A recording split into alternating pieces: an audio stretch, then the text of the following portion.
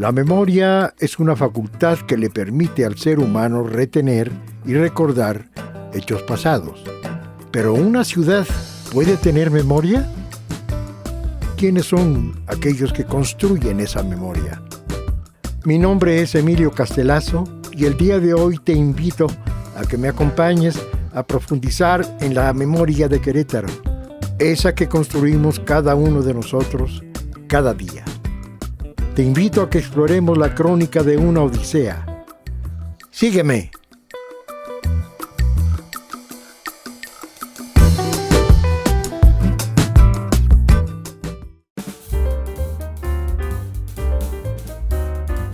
El día de hoy volveremos a platicar con Juan Antonio Isla. Como recordarán de nuestro capítulo anterior, Juan Antonio es escritor y analista político que ha publicado diversos libros de ensayo y novela. Juan Antonio, estamos en un recinto que habla mucho de ti. Tienes una serie de recuerdos y de imágenes y de objetos que hablan de tu vida, ya tu vida madura como hombre de cultura. Uh-huh. Y hablo de cultura no con el afán de apreciar de manera especial tu presencia queretana, sino un hombre que ama la cultura, que ama el saber, el conocimiento y sobre todo el compartir ese conocimiento. Yo dividiría el tiempo que nos queda en hablar de tu parte de promotor. Sí. Fuiste un promotor. Platícanos de esta fase fascinante, sí, en la que te permitió desarrollar muchas cosas. Mira, también se dio de una manera fortuita, pero afortunada. Es decir, como parte de mi vida que ha sido bendecida, un día le estaban entregando una medalla a un personaje en la universidad y me acerqué a platicar con un joven estudiante que estaba leyendo un libro de José Vasconcelos que se llama El Ulises Criollo. Y me senté con él y le dije, bueno, hay una parte en el Ulises Criollo en donde habla de tal y tal y tal. ¿Le dijiste tú? Sí. Y me dice, entonces ya lo leíste. Sí, claro, he leído algunas otras obras de Vasconcelos, su historia de México. Ese hombre era Mariano Palacios. No me digas.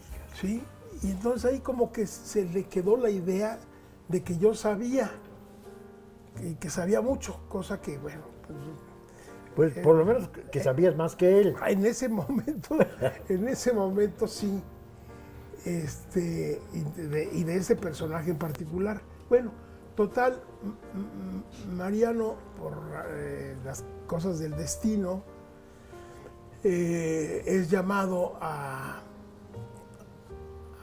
una gira en donde va encabezando y representando a México la esposa del presidente Echeverría. Doña Esther Zuno queda enamorada de la manera de hablar de Mariano. Era cautivador. Y entonces, cuando regresan de esa gira por el Caribe, yo creo que doña Esther le comenta al presidente, oye, pues este joven, bla, bla,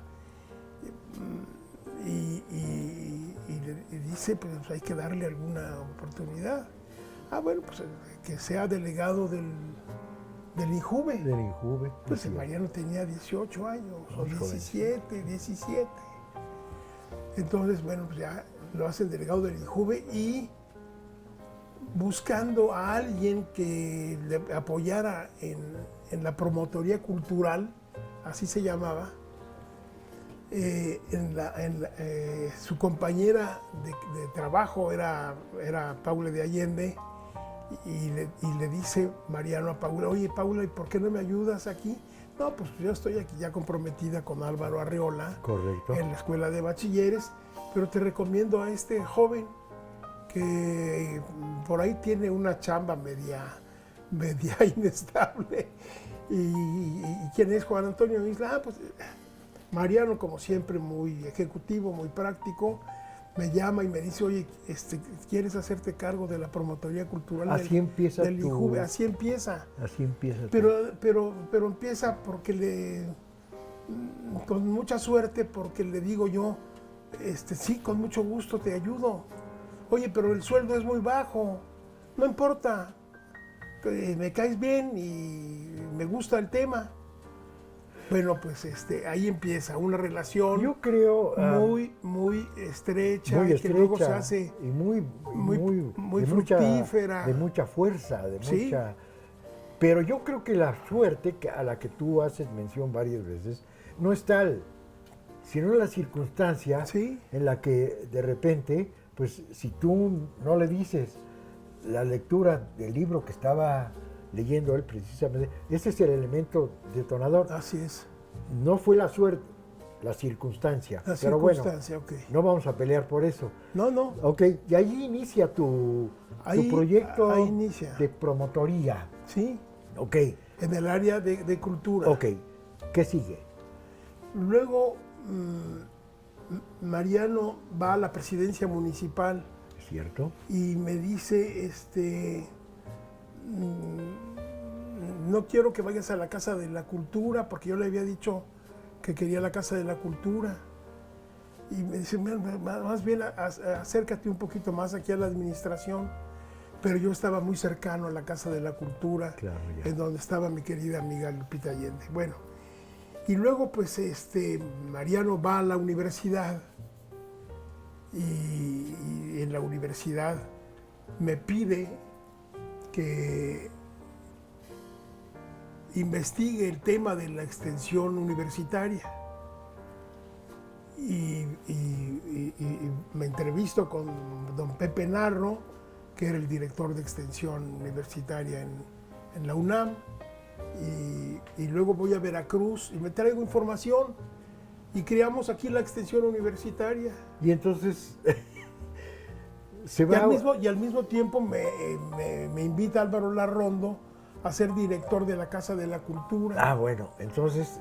Y estoy ahí un poco con las dos chambas y bueno, pues, en fin, eché a andar el proyecto de extensión Entonces universitaria. te dijeron, te invitamos a que estés de recreo en estas funciones. Sí. Y tú te dejaste llevar de una manera muy generosa.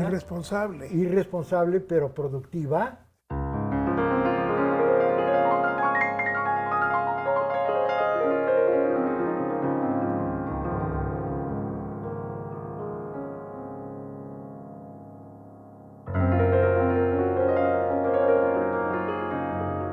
Un azar del destino lo hace conocer a Mariano Palacios Alcocer, quien lo buscaría para trabajar con él en el INJUVE. Tiempo después, volverían a trabajar juntos para crear la extensión universitaria dentro de la Universidad Autónoma de Querétaro.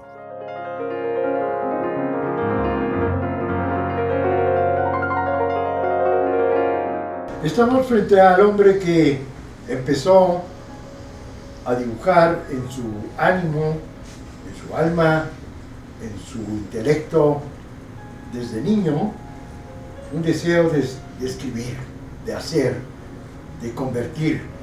La suerte, como él le llama, lo lleva a ser protagonista en varios escenarios y se convierte en un promotor de cultura a nivel importante.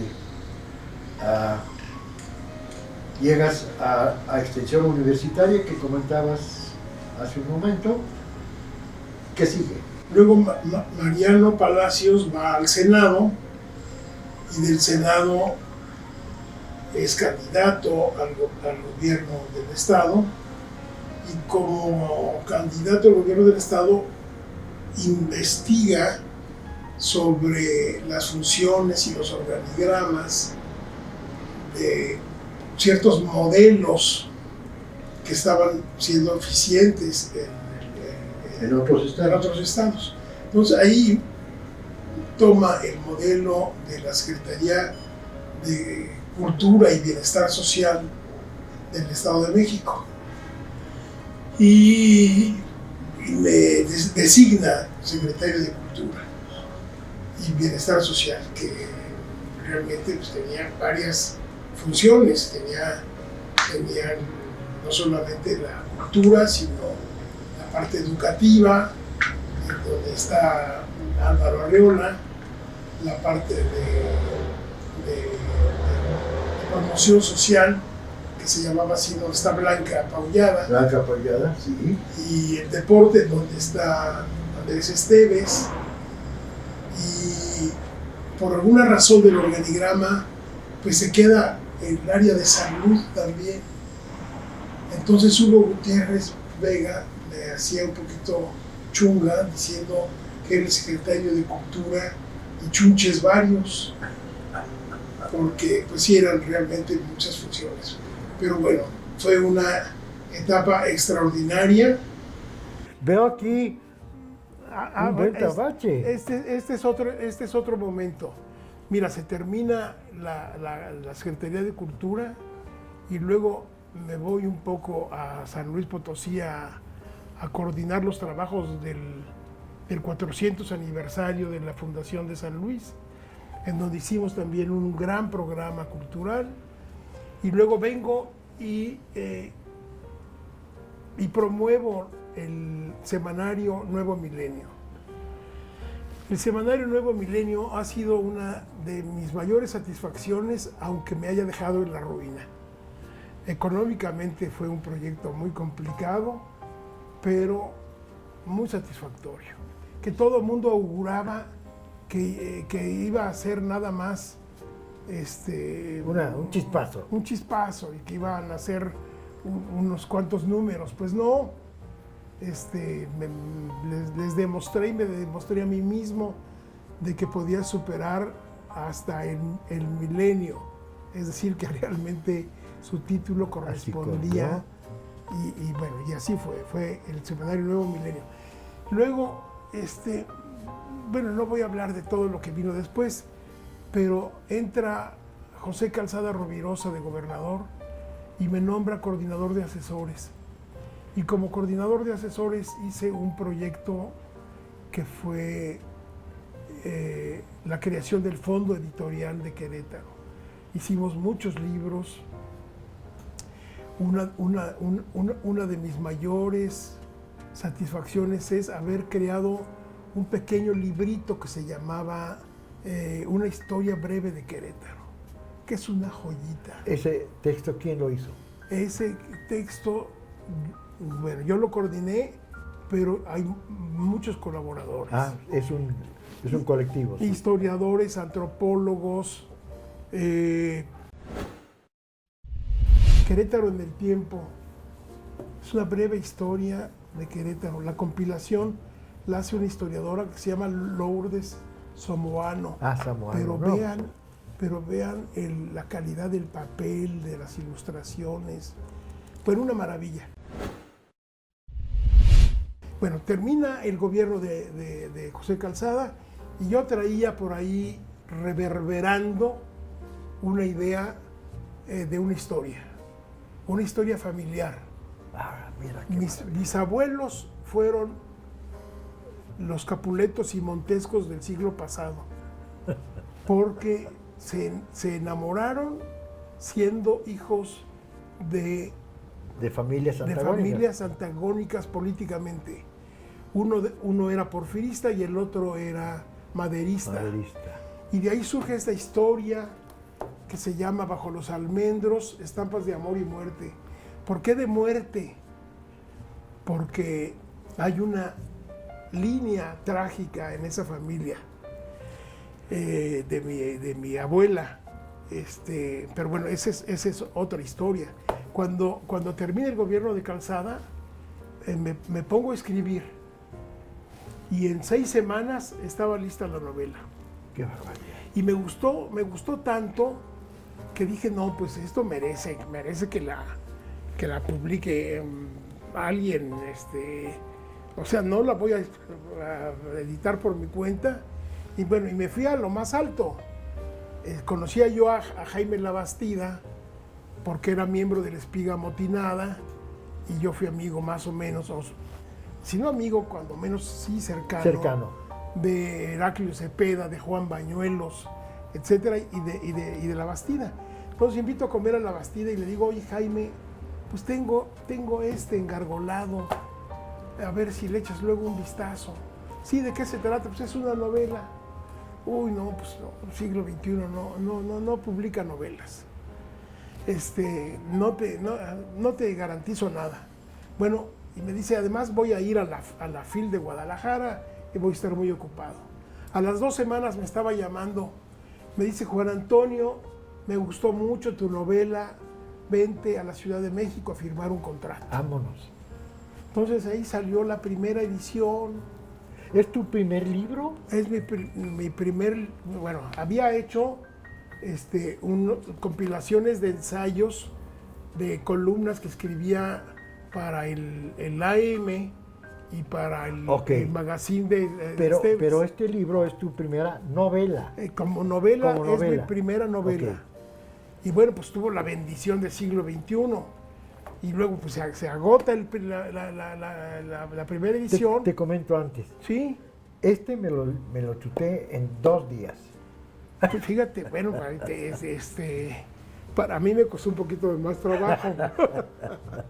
Pero sí, es lectura sencilla, porque es una novela con capítulos que tienen un hilo conductor y se leen muy fácil.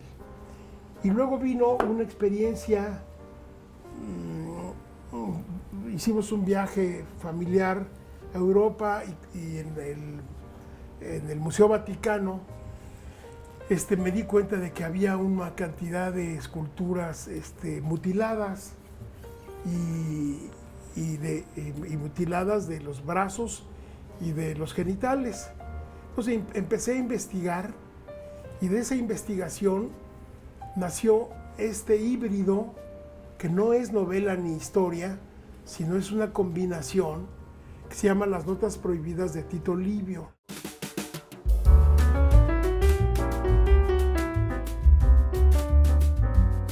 Al concluir su trabajo en la administración pública, Juan Antonio escribe su primera novela llamada Bajo los almendros. Después de conseguir su publicación, se dedica a escribir una segunda novela a la que titulará Las Notas Prohibidas de Tito Livio. Entonces el joven, el adolescente, que se fue construyendo hasta llegar a un nivel de madurez tal que todo lo acumulado estalla y de una manera febril empieza a escribir. Sí. Y empieza a escribir y se destapa este hombre que ha escrito 8, 9 libros.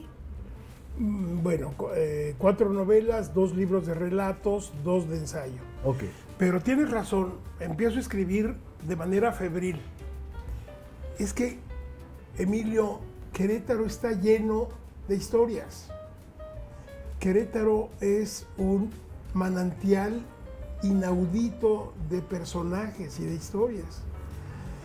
Entonces, de gente que yo conocía, que yo había tratado, fueron surgiendo historias. Y ahí surgió El Viaje, que es una historia de una persona que yo conocí, y de ahí surgió La Renuncia Interminable, sí, que es de un personaje que tú también conociste. Correcto. Y que son grandes personajes. Pero aquí, este es un gran personaje. Sí, y ese es un llamado a los jóvenes. Sí. A los jóvenes talentos que tienen ansias de escribir. Sí. La fuente de donde abrevar temas,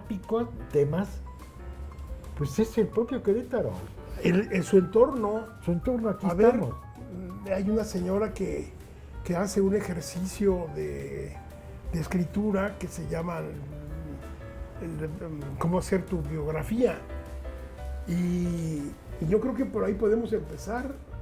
Nuestra historia de niños es una historia que es digna de ser contada.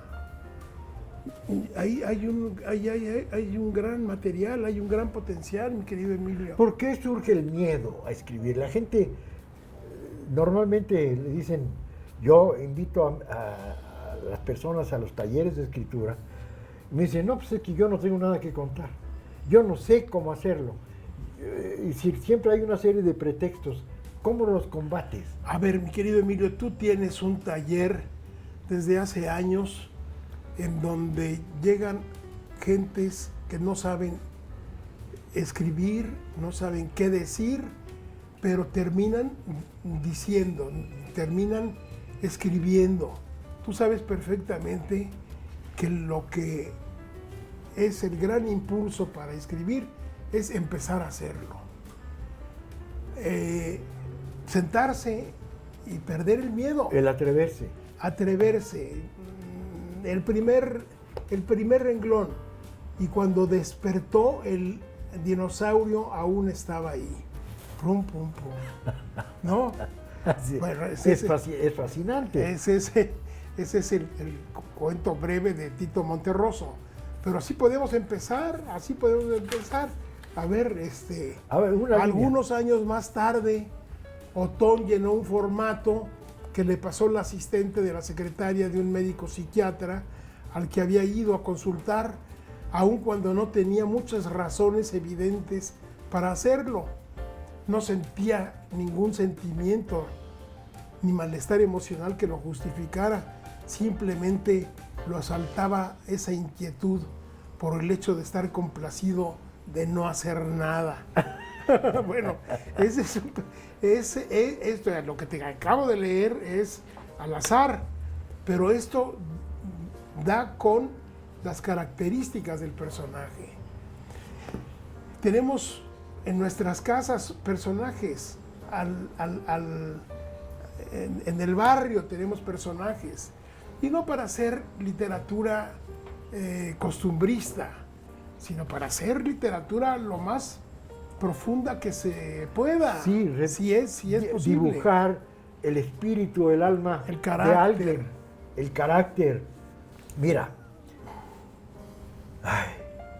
a mí me da mucha pena tener que terminar. A mí me da esto más, porque tengo muchas cosas que platicar. Se nos termina el tiempo, Juan Antonio. Sí. Y la verdad de las cosas es que yo no sé qué hay que hacer, pero yo aprovecharía para que hicieras una invitación a los jóvenes. Que los jóvenes se atrevan a decir las cosas. Las pueden decir escribiendo. Y si las escriben, que se sienten a intentarlo, que se sienten a construir una frase, una línea, un renglón, un párrafo, y de ahí se va construyendo una historia. Cuando yo me senté a escribir Bajo los almendros, yo no sabía qué repercusiones iba a tener, pero cuando me senté, era una madrugada en donde no tenía otra cosa que hacer, ni leer el periódico, ni ver la televisión, ni poner cualquier plataforma. No, me senté a escribir una historia. Y ya no me paré. Ahí nace esta primera novela. Entonces, yo haría una invitación a los jóvenes a que se sienten a escribir sobre sí mismos, sobre lo que han sido sus familias. La familia, su entorno familiar, las abuelas, Ahí hay los tíos, los padres, los hermanos. Un potencial enorme de historias.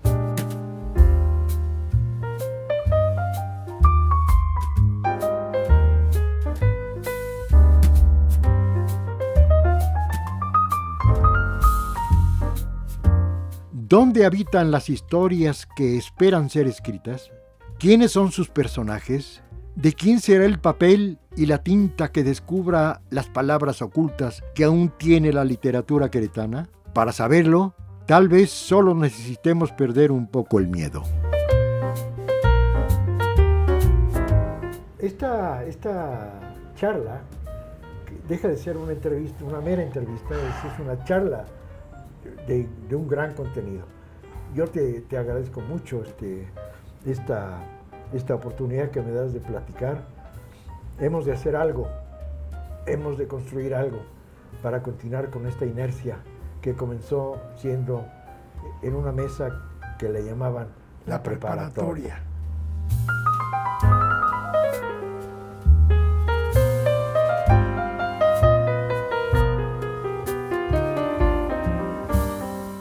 Esta fue la crónica de una odisea del día de hoy.